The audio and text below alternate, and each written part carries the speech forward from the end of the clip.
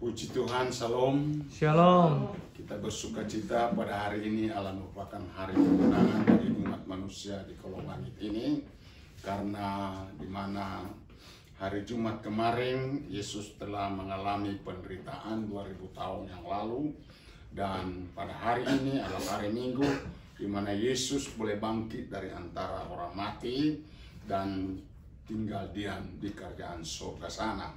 Nah, untuk itu saudara-saudara, Bapak Ibu Saudaraku yang kami kasihi, pada hari ini kita akan mau mengerti sebenar-benarnya tentang yaitu jalan salib atau tentang kematian Yesus di kayu salib. Jadi supaya saudara kasih oleh Tuhan kita punya kepastian, kita punya harapan yang kita taruh dalam Yesus Kristus itu mempunyai manfaat yang sangat luar biasa. Itu sebab saudaraku, mari kita akan bersama-sama akan melihat firman Tuhan, mendengar firman Tuhan, menaruh firman Tuhan itu, dan bukan hanya saja kita tahu, kita dengar, kita lihat, tetapi mari kita imani, kita percayai bahwa firman itu sangat luar biasa, firman itu sangat dahsyat, firman itu sangat hebat bagi hidup kita hari ini dan untuk selama-lamanya. Nah, untuk itu sebelum kita baca firman Tuhan bersama-sama, mari saya ajak kita tunduk sejenak untuk kita berdoa untuk firman Allah yang kita akan baca. Segala puji, hormat, kemuliaan, kebesaran, keagungan kami naikkan di hadapan hadirat-Mu. Kami bersyukur limpah terima kasih untuk 2000 tahun yang lalu. Kau telah mengerjakan suatu pekerjaan yang hebat, yang luar biasa, dahsyat dan ajaib. Di mana Tuhan Engkau telah menanggung segala dosa kami, mati di atas kayu salib untuk demi kehidupan keselamatan kami. Itu sebab Tuhan, mari Tuhan Engkau urapi telinga pendengaran kami, hati jiwa kami, akal budi sehat kami, supaya kami bisa mengerti sedalam-dalamnya, seutuhnya, bahwa firman Allah itu ya dan amin.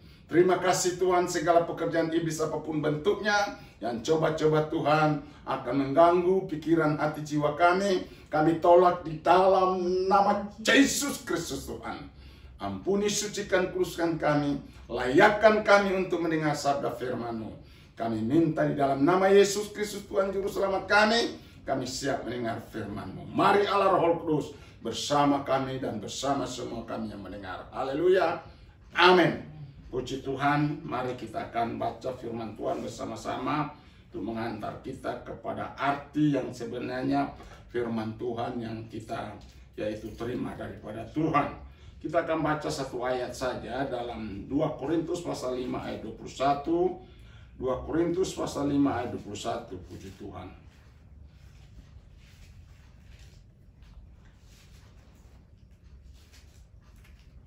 Untuk hormati firman, mari kita bangkit berdiri. Kita akan baca bersama-sama.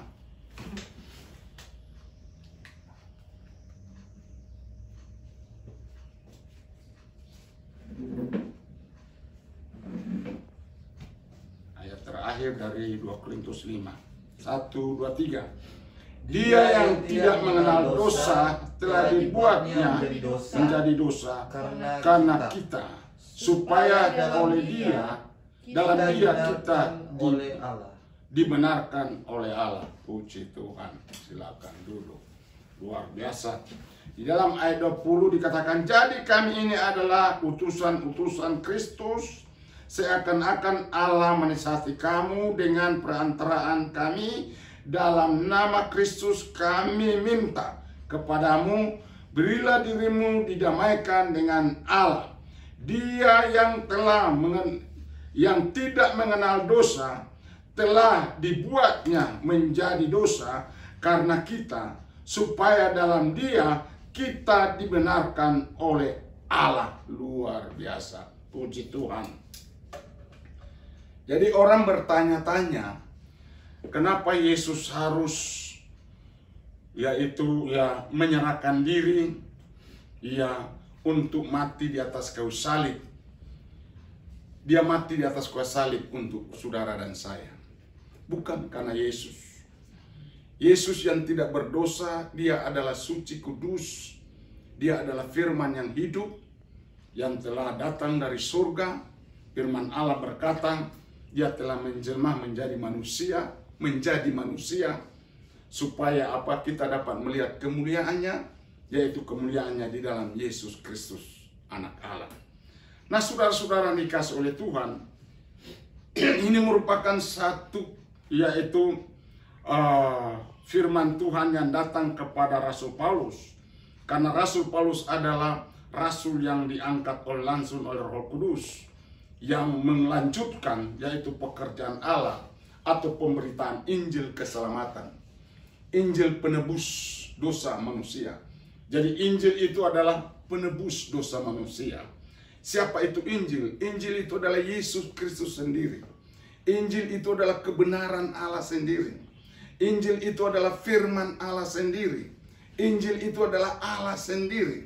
Jadi saudara-saudara yang dikasihi oleh Tuhan, kalau Injil itu dikatakan dia punya kekuatan, dia punya kehebatan, dia punya kekuasaan untuk menyelamatkan setiap orang yang percaya.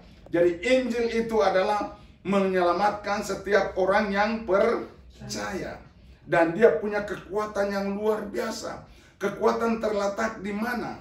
Kekuatan terletak di dalam Kristus Yesus. Karena apa? Karena Yesus Kristus itu tidak bercacat celah. Dia ada Allah yang kudus, dia adalah Allah yang suci. Tapi dijadikannya itu dosa, bukan karena dia berbuat dosa.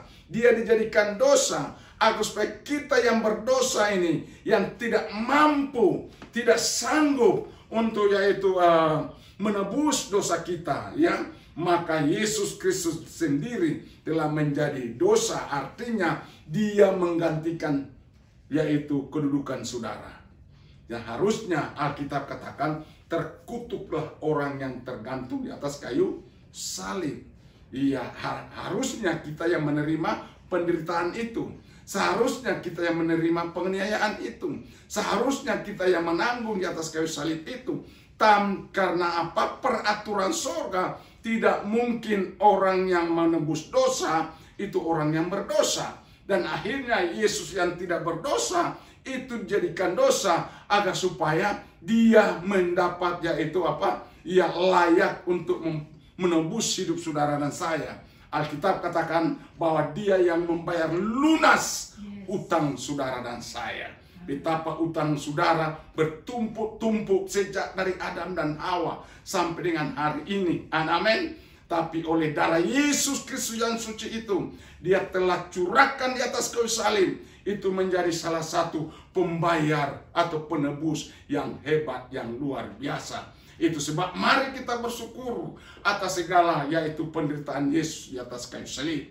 Mari kita bersyukur atas yaitu kematian Yesus di atas kayu salib. Jadi peringatan hari ini 2000 tahun yang lalu telah terjadi suatu peristiwa yang luar biasa yang tidak mungkin bagi manusia melakukan, tapi bagi Allah tidak ada perkara yang mungkin. Amin. Yesus mati di atas kayu salib sekali lagi untuk menebus dosa saudara.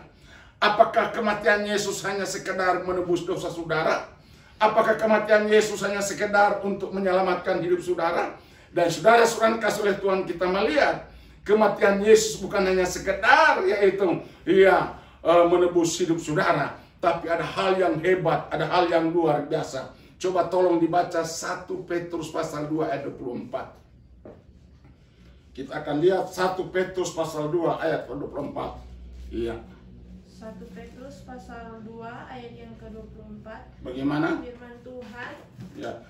Ia sendiri telah memikul dosa kita di dalam tubuhnya di kayu salib, supaya kita yang telah mati terhadap dosa hidup untuk kebenaran. Oleh bilur-bilurnya kamu telah sembuh. Amin, saudara. Jadi oleh kematian Yesus Kristus yang tadinya kita tidak benar, tapi saudara bisa dibenarkan. Dengan cara bagaimana sudah dibenarkan? Ketika sudah terima Yesus, ketika sudah percaya sama Yesus, ketika sudah beriman kepada Yesus, ketika kita menaruh harap kepada Yesus, maka itulah kita memperoleh pembenaran daripada Tuhan Yesus. Alkitab katakan bahwa ketika kita mengakui Yesus Kristus, maka kita akan diselamatkan. Ketika kita sudah dikasih oleh Tuhan, mengakui dalam hati jiwa kita, maka kita akan dibenarkan. Jadi Firman Allah berkata bahwa kita bukan hanya sekedar untuk tahu. Kita bukan hanya sekedar untuk yaitu mengetahui. Karena kalau hanya mengetahui, setan pun tahu. Setan pun percaya. Tapi kita harus akui. Dengan cara bagaimanakah kita akui? Coba tolong dibaca Roma pasal 10 ayat yang ke-7 dan 8. Roma pasal 10 ayat 7 dan 8 firman Tuhan. Atau siapakah akan turun ke jurang maut, yaitu untuk membawa Kristus naik dari antara orang mati. Tetapi apakah katanya ini? Ya. Firman itu dekat kepadamu, ya, yakni di dalam mulutmu dan di dalam hatimu. Ya. Itulah firman iman yang kami beritakan. Terus. Sebab jika kamu mengaku dengan mulutmu, bahwa Yesus adalah Tuhan, dan percaya dalam hatimu, bahwa Allah telah membangkitkan Dia dari antara orang mati, ya, maka kamu akan diselamatkan. Jadi Kristus itu harus diakui. Amin. Kristus harus diakui dalam hidup kita.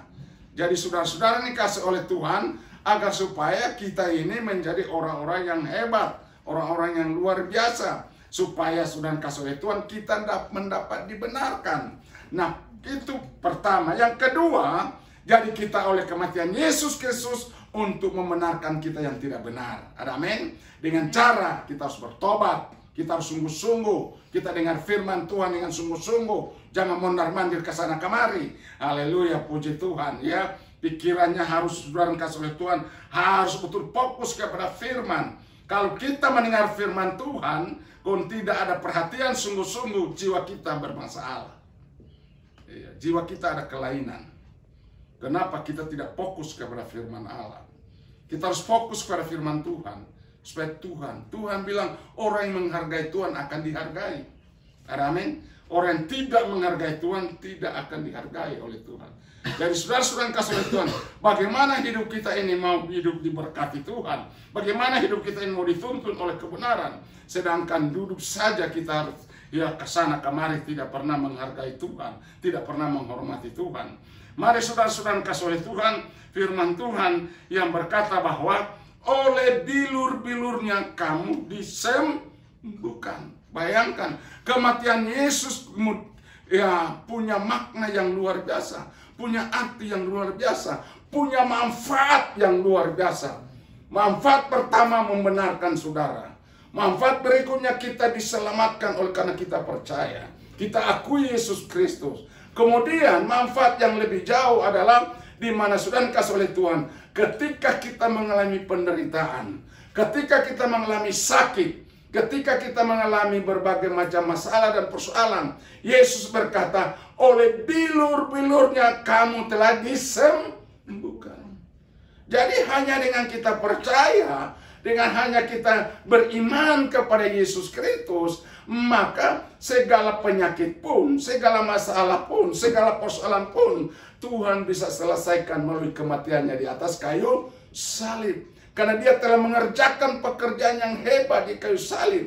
Bukan hanya menyelamatkan saudara, bukan hanya menebus dosa saudara, bukan hanya membenarkan hidup saudara, tetapi saudara-saudara kasih oleh Tuhan, dia menjamin orang yang percaya kepada firman Tuhan, orang yang beriman kepada firman Tuhan, diberikan kuasa supaya setiap orang yang berseru kepada nama Tuhan akan diselamatkan. Artinya bahwa ketika kita mengalami sakit, Alkitab katakan, oleh bilur-bilurnya kita disembuhkan. Saudara-saudara dikasih oleh Tuhan, kalau kita baca di dalam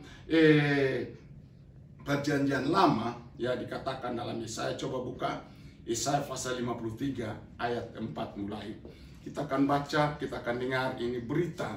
Ini firman Tuhan membuat tentang Yesus mati di kayu salib sebelum Masehi, sebelum Yesus 700 tahun sebelum Masehi. Bayangkan 700 tahun sebelum Masehi, firman Allah ini setelah datang kepada bangsa Israel zaman Raja Uzia.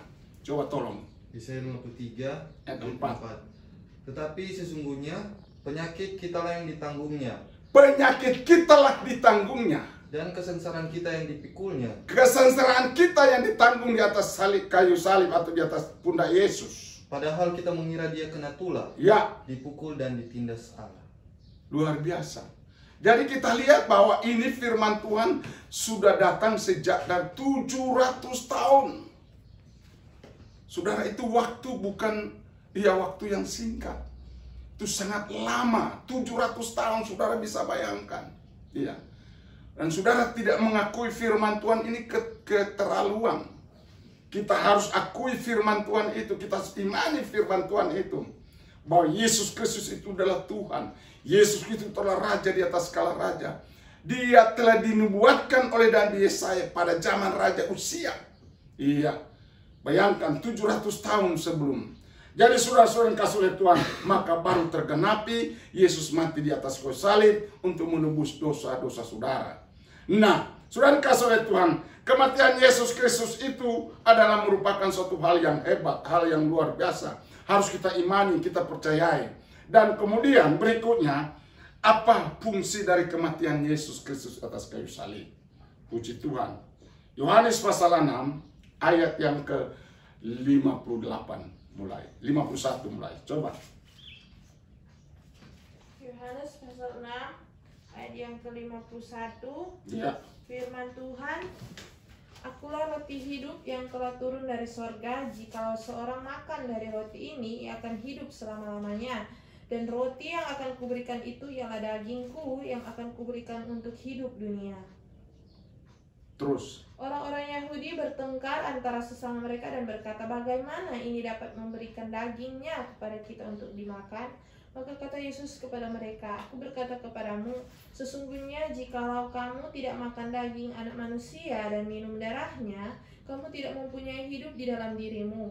Barang siapa makan dagingku dan minum darahku, ia mempunyai hidup yang kekal, dan aku akan membangkitkan dia pada akhir zaman.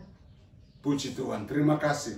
Jadi kita lihat di sini bahwa ada orang percaya, ada orang yang tidak percaya tentang perjamuan kudus.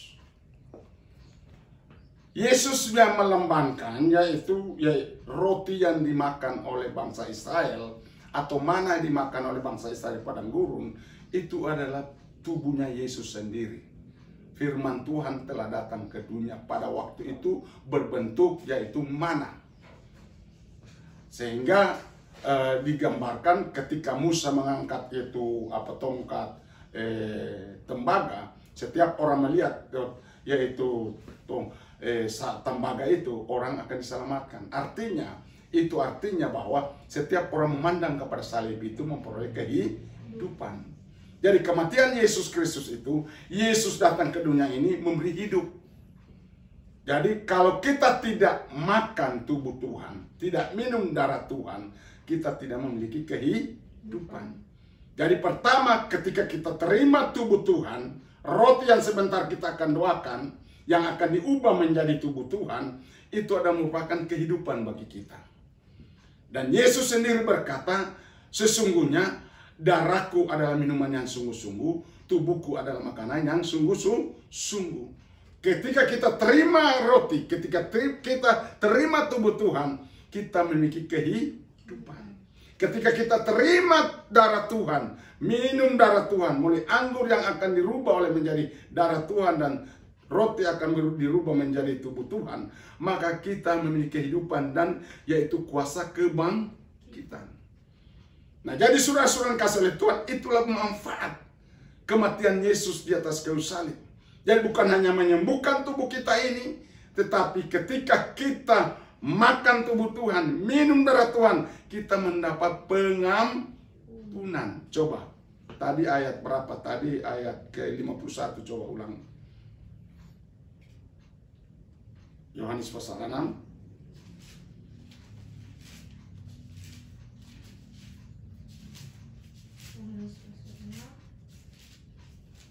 Yohanes pasal 6 ayat 51. Akulah roti hidup yang telah turun dari sorga. Ya. Jikalau seorang makan dari roti ini, ia akan hidup selama-lamanya. Jadi kalau kita makan roti, maka kita memiliki hidup yang selama-lamanya. Jadi luar biasa. Jadi kita memiliki kehidupan kekekalan. Jadi kita nanti saudara-saudara yang kasih oleh Tuhan memperoleh tempat yang telah Tuhan sediakan sejak dunia ini belum jadikan. Itu sebab saudara-saudara yang kasih oleh Tuhan, sebentar kita akan ikut ini. Kita harus imani, kita percayai, kita harus imani sungguh-sungguh. Jangan kita hanya makan kebiasaan, tapi kita imani bahwa ini adalah tubuh Tuhan dan ini adalah darah Tuhan yang diberikan untuk kehidupan saudara dan saya, kehidupan dunia. Bahkan setiap orang percaya dan terima tubuh Tuhan, terima darah Tuhan, dia memiliki hidup yang kekal. Ya, kiranya Tuhan itulah arti daripada kematian Tuhan. Pertama, dia telah membenarkan hidup saudara. Kedua, saudara kasih oleh Tuhan, dia akan menjadi bermanfaat yang luar biasa untuk menyembuhkan hidup saudara. Kemudian ketiga, kita memiliki yaitu kehidupan kekal selama-lamanya ketika kita mengakui darah Tuhan, ketika kita mengakui tubuh Tuhan sebagai makanan kita yang sungguh-sungguh dan minuman kita yang sungguh-sungguh. Kiranya Tuhan memberkati kita. Amin.